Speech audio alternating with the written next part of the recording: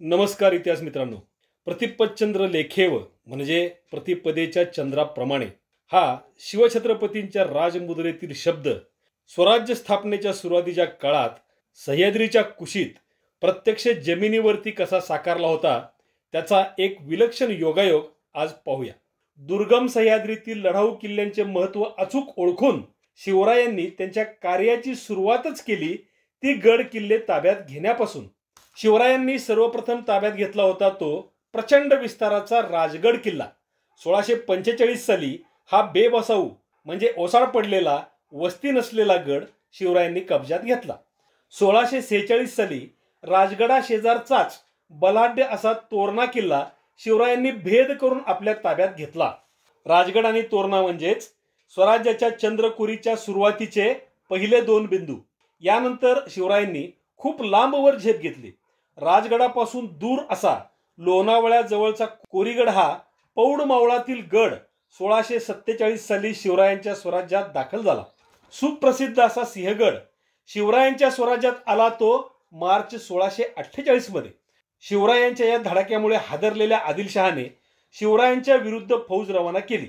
या आदिलशाही फौजेबरोबर झुंज देण्यासाठी शिवरायांनी पुरंदर किल्ला निवडला आणि 1648च्या ऑक्टोबर पूर्वी काही दिवस पुरंदर गड देखील स्वराज्यात घेतला. यानंतर लगेच झालेल्या पुरंदरच्या लढाईमुळे शिवरायांच्या स्वतंत्र स्वराज्याची उघड घोषणाच झाली. हीच स्वराज्याची पहिली लढाई होती. राजगड, तोरणा, कोरीगड, सिंहगड आणि पुरंदर हे शिवस्वराज्याचे पहिले 5 गड बनले.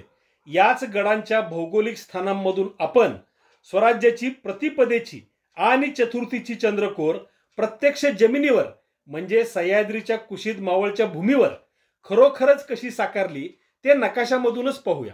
शिवरायांनी सर्वात आधी राजगड घेतला. आपण राजगडापासून सुरुवात करू. त्यानंतर तोरणा घेतला, त्यानंतर कोरीगड घेतला. रेघ पुढे कोरीगडापर्यंत सरकली. राजगड, तोरणा आणि कोरीगड या बिंदूंच्या मधून आता रेघ तयार झाली. प्रतिपदेच्या अगदी पातळ चंद्रकोरी सारखीच ही रेघ दिसते आहे. कोरीगडानंतर शिवरायांनी सिंहगड घेतला. रेघ आता सिंहगडाला जाऊन भिडली. सिंहगडानंतर पुरंदर स्वराज्यात सामील झाला. ही रेघ आता पुरंदरपर्यंत आली आणि शेवटी आता पुरंदर पासून पुन्हा राजगडापर्यंतची ही रेघ. कशासारखा दिसतो हा आकार? तर हुबेहूब चतुर्थीच्या चंद्रकोरीचाच हा आकार आहे. शिवरायांच्या राजमुद्रेतील चंद्रकोर गडांच्या स्थानांमधून अशा प्रकारे जमिनीवर साकारली गेली आहे की नाही एक विलक्षण आश्चर्यकारक असा योगायोग. शिवरायांच्या प्रतापाने ही मावळभूमीवर प्रत्यक्षात साकार झालेली स्वराज्याची चंद्रकोर पुढे राजमुद्रेत म्हणल्याप्रमाणे वाढत जाऊन मोठी होऊन पूर्ण चंद्राच्या रूपात म्हणजे मोठ्या आणि स्वतंत्र सार्वभौम स्वराज्याच्या रूपात सर्वांचे डोळे दिपवू लागली होती. ही स्वराज्याची चंद्रकोर कोणत्या सुमुहूर्तावर साकार झाली होती? तर स्वराज्याची पहिली लढाई म्हणजे पुरंदरची 1648 ची लढाई शिवरायांनी जिंकली आणि त्याच वेळी ही शिवरायांच्या स्वराज्याची चतुर्थीची चंद्रकोर प्रत्यक्ष साकार होऊन जमिनीवर अस्तित्वात आली. तर मित्रांनो, अशी ही शिवस्वराज्याच्या अगदी सुरुवातीची गडांच्या स्थानांमधूनच सह्याद्रीच्या कुशीत मावळच्या भूमीवर साकारलेली आणि स्पष्टपणे दिसणारी राजमुद्रेत उल्लेखलेली चंद्रकोर. व्हिडिओ आवडला असेल तर तुमच्या परिचितांना या व्हिडिओची लिंक शेअर करा. व्हिडिओवरती लाईक आणि कमेंट करा. त्याचबरोबर तुम्ही अजून आपले हे Marathashahi Pravin Bhosale YouTube channel subscribe केले नसेल तर जरूर सबस्क्राईब करा.